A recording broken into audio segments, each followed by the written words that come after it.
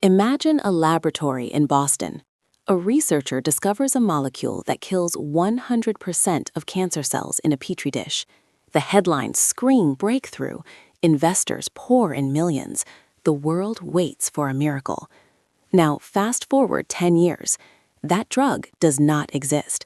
It is not in your pharmacy. It is not in your doctor's hands. It is buried in a filing cabinet. This is not a conspiracy. This is the statistical reality for 9 out of every 10 drugs ever created. In the world of medicine, discovery is the easy part. Survival is almost impossible.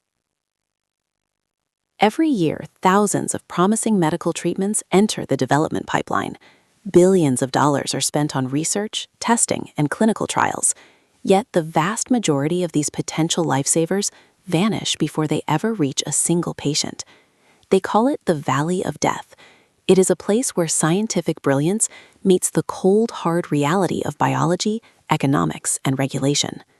Today, we are going inside the most expensive, most secretive, and most heartbreaking process in the world. We are uncovering the real reasons why most new drugs never make it to you. From the microscopic failures in the lab to the billion-dollar gambles in the boardroom, this is the story of the medicine you will never take. The journey of a drug begins at the lab bench.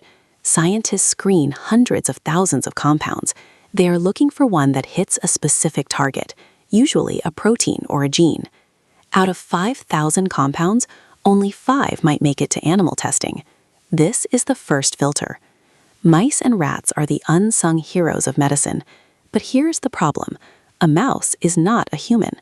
We have cured cancer in mice thousands of times. We have cured Alzheimer's in mice perfectly. But when those same chemicals enter a human body, they often do nothing, or worse, they become toxic. This transition from in vitro to in vivo is where the first wave of dreams dies. Biology is infinitely more complex than a computer model.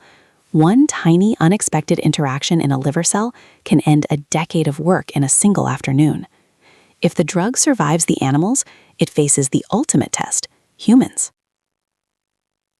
Clinical trials are the most expensive gauntlet in the world. They are divided into 3 phases. Phase 1 is all about safety. We give the drug to a small group of healthy volunteers.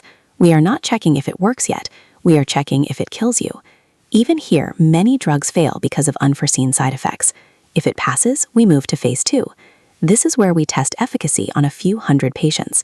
This is the does it actually work phase. This is the largest graveyard.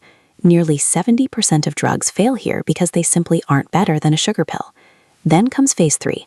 This is the multi-billion-dollar hurdle. Thousands of patients across multiple countries. The goal is to prove the drug is better than the current standard of care. One tiny statistical error here can bankrupt a company. Imagine spending 8 years and $1 billion, only to find out your drug is 1% less effective than a drug that already costs 5 cents. Game over. The drug is abandoned. The investors walk away. The patients are left waiting. Even if a drug works, it might still die. This is the cold truth of pharmaceutical economics. It costs roughly $2.6 billion to bring a single drug to market. Because of the high failure rate, the winners have to pay for all the losers. If a company realizes a drug will only treat a small number of people, they might stop development, even if it works. Why? Because they can't recoup the billions they spent. Then there is the patent cliff. A company only has 20 years of protection from the moment they find the molecule, but clinical trials take 10 to 12 years. That leaves only 8 years to make their money back before generic brands move in. If the timeline slips, the drug is no longer profitable. It is left to rot.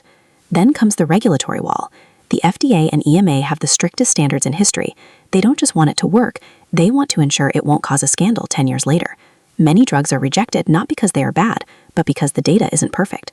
In the world of medicine, perfection is the only passing grade. But the tide is shifting. We are entering the era of precision medicine. Instead of throwing drugs at everyone, we use AI to predict who will respond. mRNA technology, the same tech used for COVID-19 vaccines, is changing the speed of development. We can now design a drug on a computer in days rather than years. We are also seeing the rise of orphan drug designations. Governments are giving tax breaks and faster approvals for drugs that treat rare diseases. This makes it profitable to save lives that were previously ignored. Small biotech startups are now using CRISPR gene editing to fix diseases at the source. We are moving away from the shotgun approach and towards a sniper approach. The valley of death is still there, but we are building better bridges over it. The 90% failure rate is a tragedy, but it is also a filter. It ensures that when a drug finally reaches your bedside, it is the best that human science can possibly offer. The road from the lab to your pharmacy is paved with failed experiments and billions of lost dollars. But every failure is a lesson. Behind every pill in your cabinet are thousands of scientists who refuse to give up. If you found this look into the world of medicine fascinating, hit the subscribe button. We dive deep into the science and systems that run our world every single week. What medical breakthrough are you waiting for? Let us know in the comments below. Thanks for watching, and we will see you in the next one.